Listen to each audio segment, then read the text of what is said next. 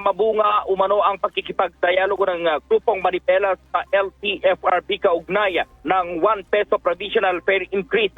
Sa parayam ng RMN Manila kaya Manipela Chair Marval Pena, nakausap mismo nila kanina si LTFRB Chair Igor Mendoza at mayroon silang hirit para hindi na muna ipatupad ang taas pasay sa mga susunod na araw, linggo o buwan.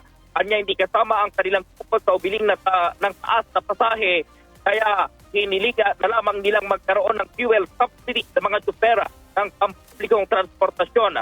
Anya malaking bagay kung magkakaroon ng subsidiya sa langisa para hindi na maapektuhan ng mga commuter, lalo na ngayong nagtataasan pa rin ang presyo ng mga bilihin. Gusto lang natin, ang pinanawagan natin kay Chairman Igor Mendoza ng LTFRB ay magkaroon na lang ng fuel subsidy at ng voucher na pwede po naming magamit bilang mga PUB drivers na pwede naming ipresenta sa mga gasolinahan.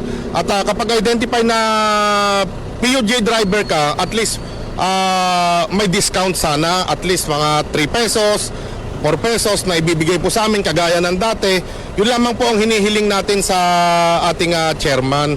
At ganun pa man, kahit po 13 pesos po ang pamasahe ngayon, kami po sa Manibela 12 pesos po ang pinatutupad naming pamasahe. Si Manibela Chair Marval Buena, kasama mo sa DZXL RMN Manila, Radyo Man Gerald D. Ulet, Tatak, RMN.